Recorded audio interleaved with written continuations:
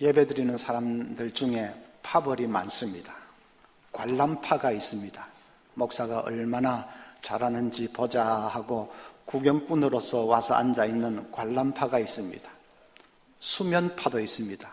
내 아버지 집에 오니까 마음이 너무 편안해서 그냥 예배 내내 맞소, 옳소 하고 끄떡끄떡 하는 사람. 또 친교파가 있습니다. 무슨 얘기가 그렇게 많은지 쉴 새 없이 옆 사람과 조잘되는 사람. 또 검색파도 있습니다. 1시간 내내 핸드폰 검색만 하고 있는 사람. 공상파도 있습니다. 온갖 공상, 상상의 나래를 펴서 그냥 예배 내내 온 세상 천지 안 돌아다니는 데가 없는 사람. 엽기파도 있습니다. 콧구멍이나 막 후비고 있는 사람. 우리 교회는 이런 파들 다 사양입니다. 교인들이 모든 일에 그렇게 따분해하는 것은 아닙니다. 영화 볼 때는 얼마나 집중해서 잘 봅니까? 영화관에서 조는 사람 봤습니까? 청소년들은 아이돌 그룹 공연할 때 앉지도 않습니다. 그냥 3시간이고 4시간이고 자리에서 서서 발딱발딱 뛰면서 열광을 합니다. 그런데 유독 예배 시간만은 왜 수면파도 되고 공상파도 되고 왜 그러는 것일까요? 예배가 얼마나 축복인지를 잘 알지 못하기 때문에, 경험을 잘 못하기 때문에 그런 것이지요. 시편 84편 5절 보면 주께 힘을 얻고 그 마음에 시온의 대로가 있는 자는 복이 있나이다 했습니다. 예배를 통해서 하나님과 깊이 교통하고 나면 그냥 그 심령이 새 힘을 얻어서 샘솟듯이 새 힘을 얻게 된다 하는 말이죠. 그러면 시온의 대로가 활짝 열려서 그래서 모든 삶이 형통하게 된다 하는 말입니다. 한마디로 예배는 하늘의 입맞춤을 경험하는 것입니다. 하늘의 축복의 입맞춤을 경험하는 것입니다. 그 놀라운 복을 경험하고 나면 그 다음에 10절에 보면 주의 궁정에서의 한 날이 다른 곳에서의 첫날보다 나은즉 악인의 장막에 사는 것보다 내 하나님의 성전 문지기로 있는 것이 좋사오니, 엄청난 고백을 하게 됩니다. 하루 예배 드리는 것이 세상에서 첫날을 사는 것보다 더 낫습니다. 아무리 화려한 세상의 장막이라도 그것보다 하나님의 성전에 문지기로 있는 것이 훨씬 더 낫습니다 하는 고백이죠. 우리도 하나님과의 깊은 교통을 통해서 하늘의 입맞춤을 경험하고 나면 그런 고백을 할 수 있게 됩니다. 전도서는 인생의 허무에 대해서 말씀하는 책이었죠. 1장, 2장, 3장, 4장 계속 헛되다 허무에 대해서 말씀하는 책이었는데, 여기 5장에 와서는 왜 갑자기 예배에 대해서 말씀을 할까?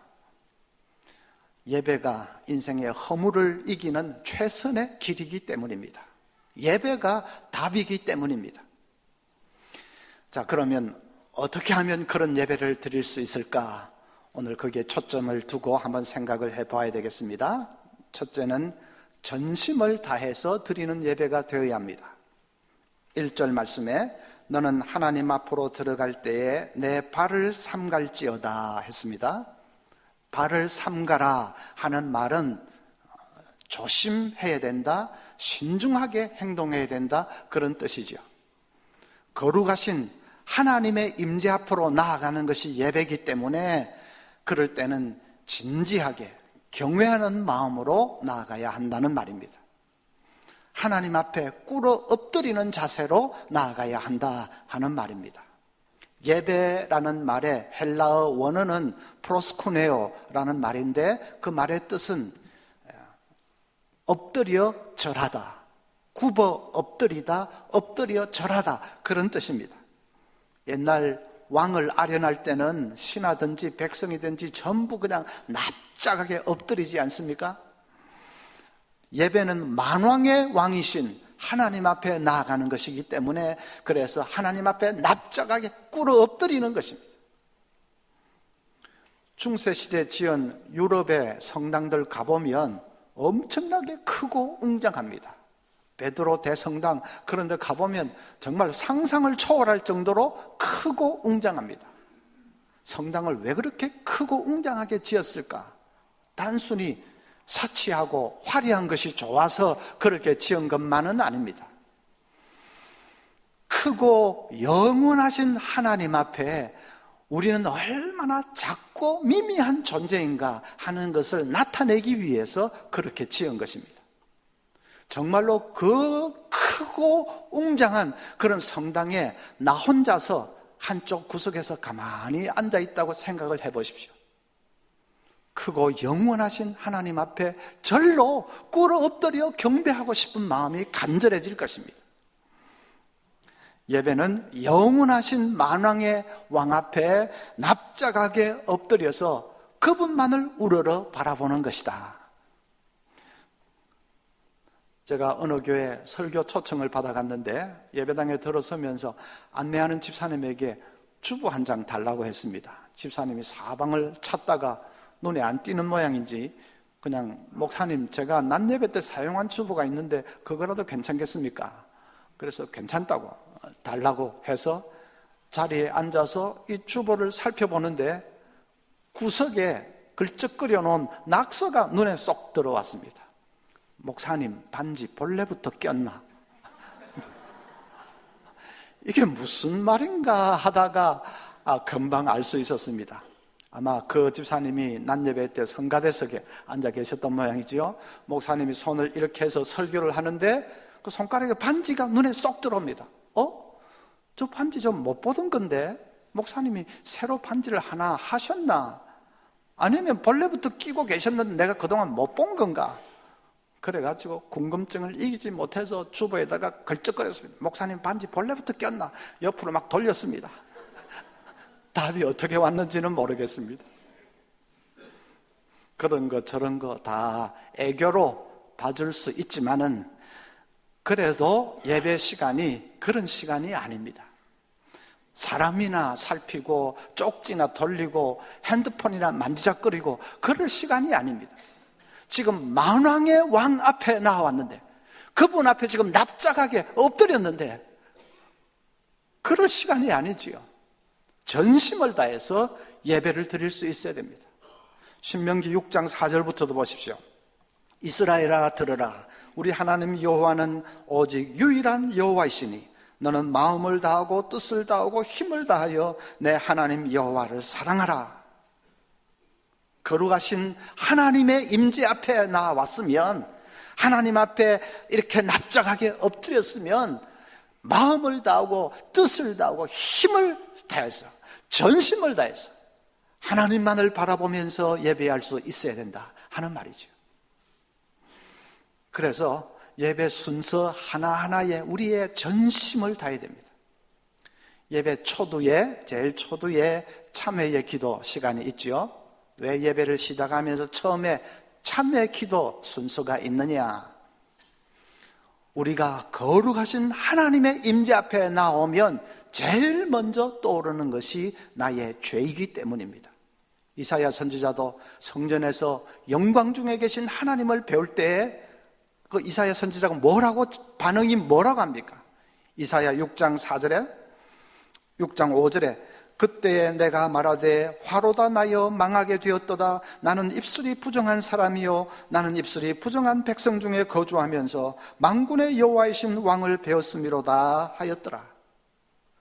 자기의 죄를, 입술이 부정한 죄를 토로하고 있지 않습니까? 우리도 마찬가지입니다.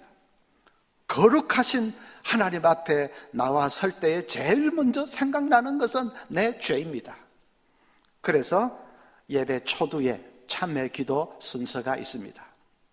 여러분이 정말로 거룩하신 만왕의 왕 앞에 나와서 엎드렸느냐 아니냐 하는 것은 이 참회 기도 시간에 얼마나 간절하게 회개의 기도를 하느냐 안 하느냐, 그걸 보면 금방 알 수 있습니다.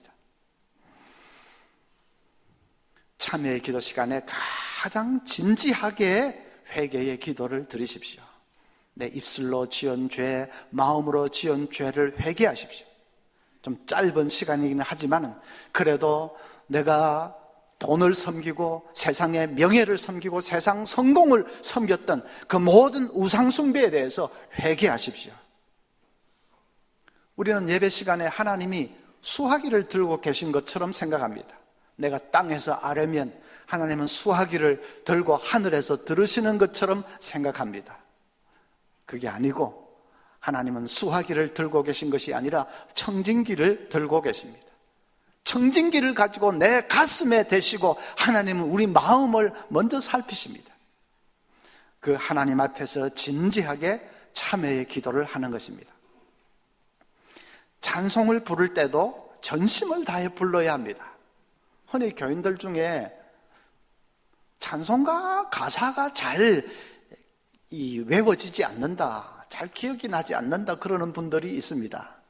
어떤 주일학교 아이는 꿈에 귀신이 덮치려고 하는데 귀신을 쫓아야 되겠는데 생각나는 찬송이 없어가지고 날마다 우리에게 양식을 그랬답니다.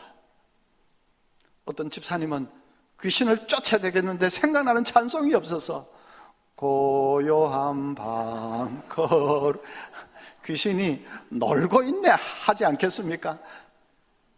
왜 찬송가 가사가 잘 생각나지 않을까? 우리 주일날 찬송 부를 때에 한 구절 한 구절 깊이 음미하면서 불러야 되는데 그렇게 하지 않는 것입니다. 그냥 건성으로 대충대충 부릅니다. 그냥 넋 빠진 듯이 화면만 쳐다보고 별 생각 없이 그렇게 부르니까 그 가사가 내 가슴 속에 녹아들지를 못하는 거죠. 한 구절 한 구절 깊이 음미하면서 찬송해야 됩니다. 그러면 그 찬송이 다 간절한 기도입니다. 그걸 알게 되실 겁니다. 찬송은 곡조가 있는 기도입니다. 그래서 한 구절 한 구절을 깊이 음미하면서 기도하는 마음으로 전심을 다해서 부르면 은혜가 되지 않는 찬송이 없습니다. 찬송 부를 때마다 여러분 정말 눈물이 글썽글썽 할 것입니다. 예배 중에 손뼉을 치는 것은 왜 손뼉 치지요? 손뼉 치는 것은 왕이 대적을 이겼음을 나타내는 행위입니다. 시편 47편 1절에 너희 만민들아 손바닥을 치고 즐거운 소리로 하나님께 외칠지어다. 손바닥을 치는 것은 우리 왕이 대적을 이겼다, 승리하셨다, 우리 왕이 통치하신다, 그 기쁨을 마음껏 나타내는 것이죠. 여러분, 우리가 찬양대 찬양하고 나면 아멘 하고 손뼉 치는 것은 어이구 당신들 잘했습니다 그런 뜻이 아닙니다. 당신들 브라보 그런 뜻이 아닙니다. 그 찬송의 가사 그대로 우리 왕이 이기셨다, 우리 왕이 승리하셨다, 왕이신 하나님 영광 받으소서, 그래서 우리가 마음껏 박수 치는 것입니다. 인도자가 손뼉을 치면서 찬송합시다 하면 여러분 힘껏 손뼉 쳐야 되겠죠? 몇 년 전에 북한 장성택이 처형을 총살을 당했는데 총살당한 이유가 웃깁니다. 최고 지도자 앞에서 짝다리를 했다. 짝다리 알지요? 이 빼따가게 짝다리를 했다. 또 최고 지도자 앞에서 건성건성 박수를 쳤다. 최고 지도자가 연설을 하면 우리 북한 그 TV 보면 나오듯이 막 착착착착 이렇게 박수를 쳐야 되는데 아마 좀 약간 건성건성 쳤는지 모르겠습니다. 그것 때문에 총살을 당했습니다. 그런 인간 지도자 앞에서도 그런데 여러분, 만왕의 왕이신 하나님 우리 이기셨습니다, 영광 받으셔서 박수 칠 때 건성건성 치면 그냥 확 뭐 해버려야 되겠지. 우리도 또 찬송할 때에 기도할 때에 이 손을 드는 것은 무슨 의미가 있습니까? 구약시대에는 왕과 신하가 언약을 맺으면 이 소매뿌리에 그것을 새겨서 표시를 했습니다. 그래서 이렇게 손을 드는 것은 왕이여 이 언약을 좀 보시옵소서, 당신과 맺은 이 언약을 보시옵소서, 그리고 나를 불쌍히 여겨 주시옵소서, 도와주시옵소서 하는 뜻입니다. 시편 28편 2절에도 내가 주의 지성소를 향하여 나의 손을 들고 주께 부르짖을 때에 나의 간구하는 소리를 들으소서 했습니다. 손을 들지 않으면 하나님이 우리와 맺은 언약을 하나님이 기억을 못 하시겠습니까? 그건 아니지요. 다 아시지만은 그래도 이렇게 손을 드는 것은 그만큼 간절함을 나타내는 것입니다. 하나님 저를 좀 보세요. 저를 좀 보세요. 그리고 도와주세요. 불쌍히 여겨주세요. 그렇게 간절함을 나타내는 것입니다. 이게 아니고 이거는 불교에서 몇 배, 1000배 하는 그 비슷한 것이, 그게 아니고 손을 들고 하나님 저를 보시옵소서, 도와주시옵소서, 그렇게 간절함을 나타내는 것입니다. 여러분 예배드리다가 마음이 간절하면 손을 높이 드십시오. 그렇게 예배의 순서마다 우리의 전심을 다해야 합니다. 내가 지금 만왕의 왕 앞에 나와 엎드렸다는 것을 잊지 마십시오. 그래서 마음을 다하고 뜻을 다하고 힘을 다해 하나님만을 바라보는 것입니다. 목사를 바라보지 마세요. 다른 성가대 바라보는 것도 아니고 다른 사람을 바라보지 마세요. 믿음의 눈을 활짝 떠서 이 자리에 영으로 임재하시는 하나님을 전심을 다해서 바라보면서 마음을 다하고 뜻을 다하고 힘을 다해서 예배를 드리는 것입니다. 그러면 여러분 분명히 하늘의 입맞춤을 경험하게 될 것입니다. 둘째는 말씀이 들리는 예배가 되어야 합니다. 1절을 다시 보면 너는 하나님 앞으로 들어갈 때에 내 발을 삼갈지어다. 가까이 하여 말씀을 듣는 것이 우매한 자들이 제물 드리는 것보다 나으니 그들은 악을 행하면서도 깨닫지 못함이니라. 말씀을 들어야 합니다. 듣는 것이 예배입니다. 예배, 한마디로 말하면 듣는 것이 예배입니다. 말씀이 들리지 않으면 그건 예배가 아닙니다. 아무리 무슨 의식이 거창하고 아주 거룩한 것 같고, 아무리 무슨 음악이 좋고 무슨 스크린도 좋고 시설도 쾌적하고 아무리 그래도 말씀이 들리지 않으면 뭐라고 했습니까? 우매자의 제물에 불과할 뿐이다, 그렇게 말했습니다. 중세시대 예배가 꼭 그렇지요. 종교의식은 거창하고 화려하고 뭐도 뿌리고 잔뜩 동상도 만들어 놓고 하지만 말씀이 들리지 않았습니다. 우매자의 제물에 불과합니다. 그 다음에 2절에 너는 하나님 앞에서 함부로 입을 열지 말며 급한 마음으로 말을 내지 말라. 하나님은 하늘에 계시고 너는 땅에 있음이니라. 그런즉 마땅히 말을 적게 할 것이니라. 하나님은 하늘에 계시고 너는 땅에 있다. 이것은 위대한 신학자 칼발트가 자기 신학의 대전제로 삼은 딱 한 구절 말씀입니다. 무슨 뜻입니까? 하늘에 계신 그 크고 영원하신 창조주 하나님, 그에 비하면 우리 인간은 땅에 있는 너무나도 작고 미미한 피조물에 불과하고, 그래서 엄청난 존재의 차이가 있지 않습니까? 그러니까 하나님 앞에 나왔으면 너 입은 다물라는 것입니다. 너의 이론이나 너의 생각, 너의 판단, 너 경험, 그건 다 내려놓으라는 것입니다. 다 내려놓고 오직 그분께 귀 기울이고 들으라. 말씀을 들으라. 듣는 것이 예배라는 말입니다. 전심을 다해서 들으라. 어떤 권사님은 아파트 한 채 분양받으려고 한 주간 내내 쫓아다녔습니다. 모델하우스를 그냥 오르락 내리락 하면서 어떤 게 좋은지 그냥 한 주간 내내 쫓아다녔습니다. 주일이 됐는데 오후 예배가 여전도의 헌신 예배입니다. 자기가 여전도의 회장이니까 자기가 사회를 해야 되는데 다 같이 찬송가 105동을 부르겠습니다. 어떤 장로님은 미국에 사시는데 주말에 한국 드라마 향수도 나고 해서 한국 드라마, 이 역사극 드라마 그 비디오를 10개나 빌려왔습니다. 그리고 토요일 저녁 먹고 계속 봤습니다. 이제 토요일 밤 12시가 넘어가고 하는데도 그냥 하나만 더 계속 봤습니다. 주일날 아침에 잠시 눈 붙이고는 헐레벌떡 교회로 달려왔는데 자기가 낮예배 대표 기도하는 날입니다. 하나님 아버지, 성은이 망극하나이다. 밤새 비디오에서 성은이 망극 해놓으니까 그냥 잠도 못 자서 정신도 몽롱하겠다. 하나님 아버지 해놓고는 그냥 순간적으로 헷갈려가지고 성은이 망극하나. 우리 같이 딱 적어서 하면 차라리 나을 텐데. 그런 분들이 말씀이 귀에 들어오겠습니까? 눈앞에 모델하우스가 그냥 왔다 갔다 하고 그냥 드라마가 왔다 갔다 하는데 말씀이 귀에 들어오겠습니까? 백날 예배 드려봐야 그런 예배는 우매자의 재물에 불과할 뿐이죠.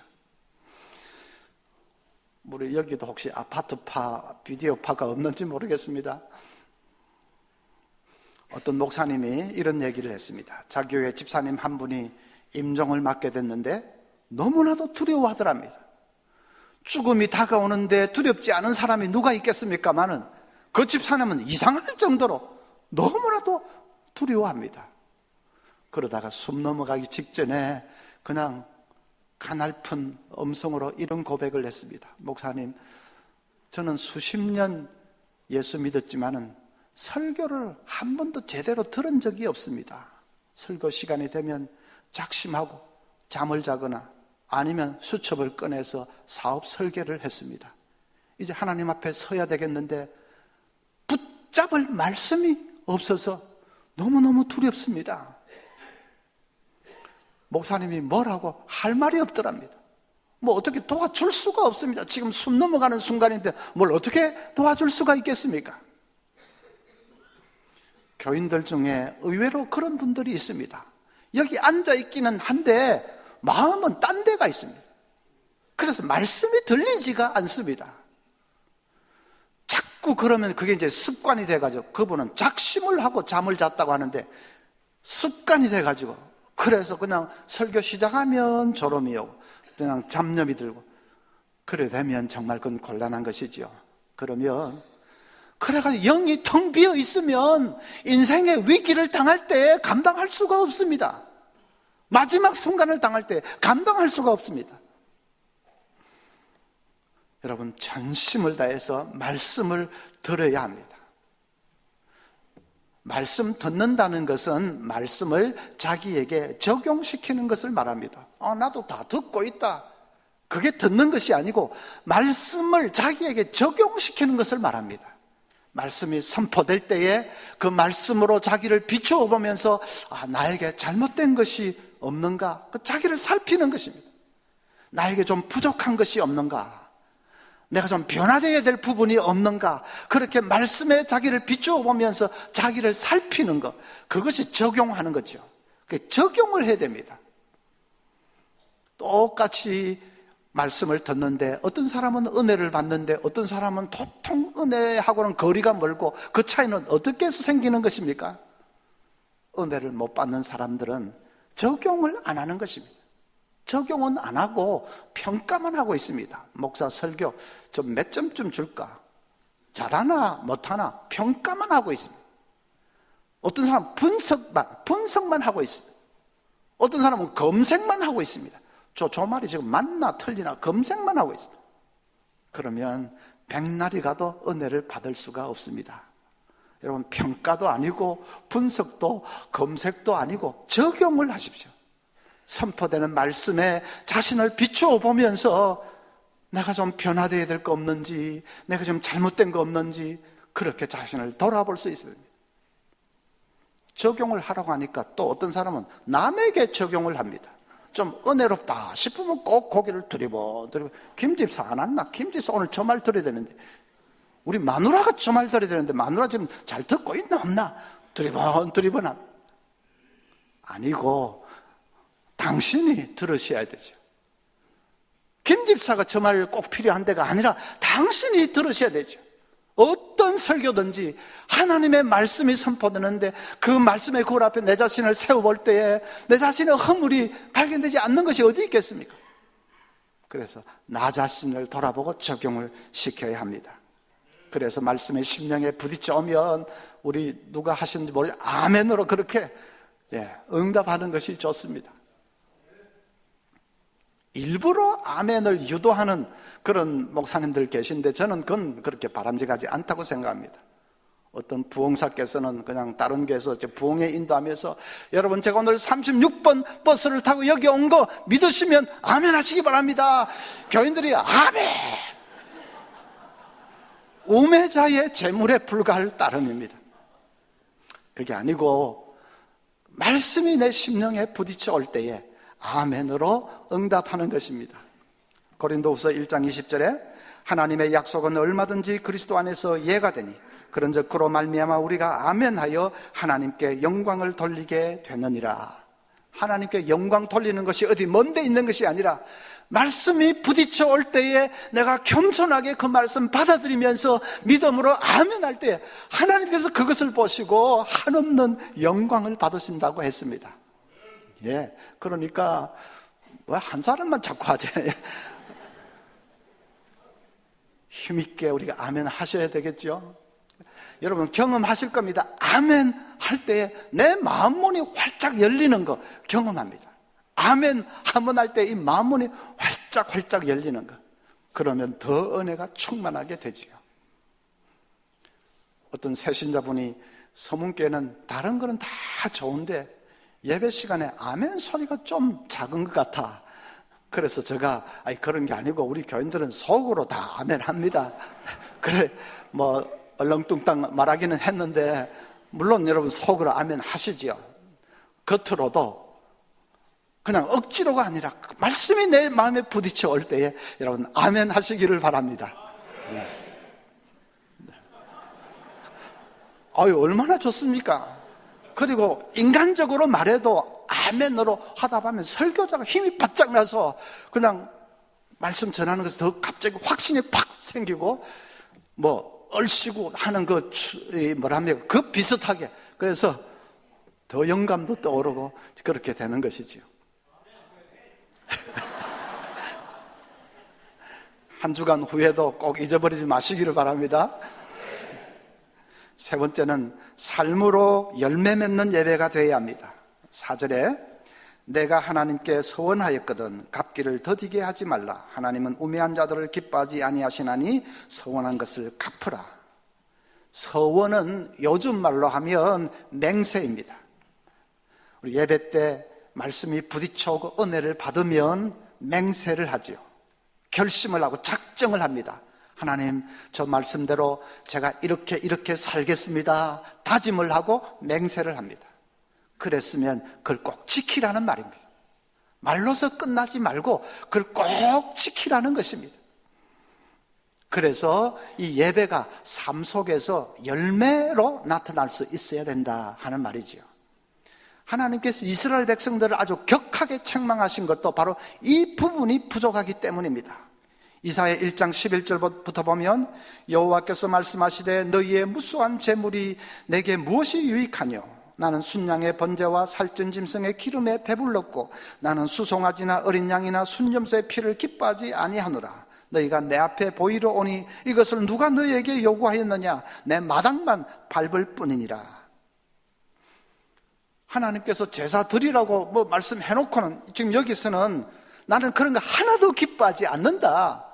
왜 너희들이 헛되게 성전 뜰만 밟고 다니느냐 말씀하시는 이유가 뭡니까? 예배 드리는 게 잘못이 아니라 그게 삶으로 연결되어 열매로 나타나야 되는데 그게 없었던 것입니다. 그래서 여러분 예배 제일 마지막 시간에 우리가 이제 결단의 기도 드리죠. 합심해서 결단의 기도 드릴 때 그 시간이 중요합니다. 그 시간에 딱 한 가지라도 결심을 하십시오. 하나님, 제가 정말 말씀 들었습니다. 그 말씀대로 이렇게 살겠습니다. 이 점은 제가 고치겠습니다. 성령님 도와주세요. 고칠 수 있도록 도와주세요. 한 가지만이라도 결심을 하고 또 작정을 하십시오. 그리고 그것을 월요일부터 실천하는 것입니다. 그것이 예배의 완성입니다. 그렇게 삶으로 나타나는 예배가 되어야 된다 하는 것이죠. 어떤 원로 목사님이 이런 간증을 했습니다. 6.25 때 이 공산당이 자기 동네에 들어왔는데 동네에 들어와서 제일 먼저 예배당을 폐쇄를 시켰답니다.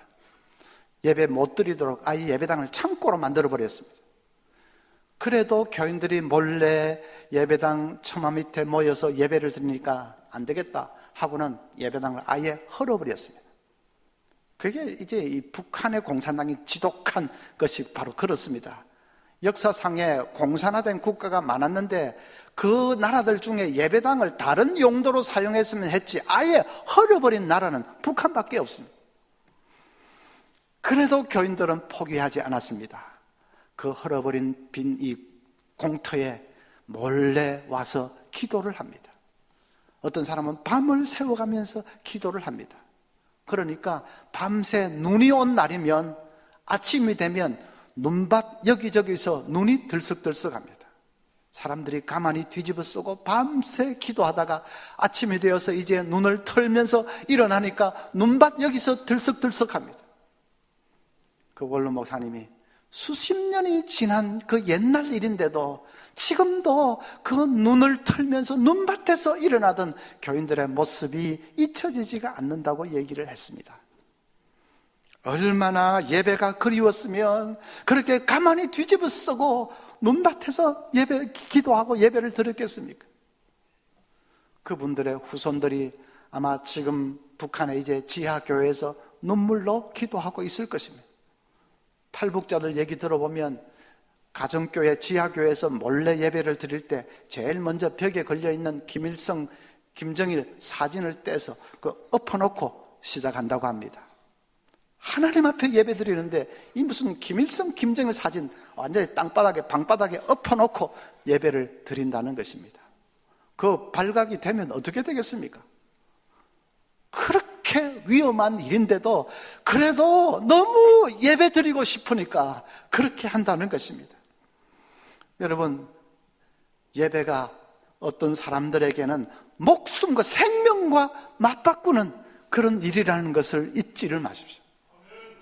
우리가 주일마다 무심코 드리는 이 예배가 어떤 사람들에게는 자기 생명과 맞바꾸는 것입니다. 우리는 얼마나 참 이 복을 누리고 있습니까?